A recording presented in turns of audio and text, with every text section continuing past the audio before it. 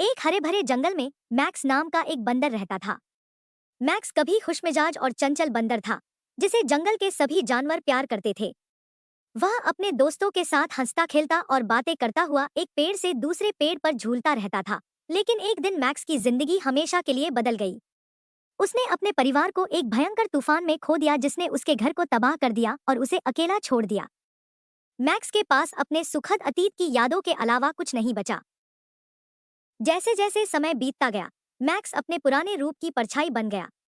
उसने खेलना कूदना और हंसना बंद कर दिया और इसके बजाय अपने खोए हुए परिवार की तलाश में जंगल में भटकने लगा।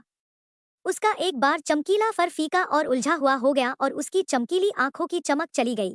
जंगल के दूसरे जानवरों ने मैक्स को सांत्वना देने की कोशिश की, लेकिन वह इतना दुखी था कि उसने ध्यान नहीं दिया।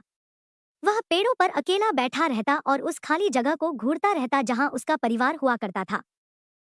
एक दिन सैम नाम का एक छोटा पक्षी मैक्स के बगल में एक शाखा पर बैठा था।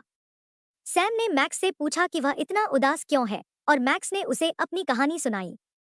सैम ने ध्यान से सुना और फिर मैक्स को सांत्वना देने के लिए एक मधुर मधुर गीत गाया। मैक्स सैम की दयालुता से अभिभूत था और अपने परिवार की मृत्यु के बाद पहली बार उसे खुशी की एक छोटी सी चिंगारी महसूस हुई। उस दिन से मैक्स और सैम अविभाज्य मित्र बन गए, साथ में जंगल की खोज करते और एक दूसरे की संगति में आनंद पाते। मैक्स की उदासी कभी पूरी तरह से दूर नहीं हुई, लेकिन सैम के साथ उसने फिर से खुशी पाना सीख लिया। देखने के लिए धन्यवाद। अगर आपको यह वीडियो पसंद आया तो कृपया लाइक करें, कमेंट करें और अधिक बच्चों की कहानियों के लिए सब्सक्राइब लें।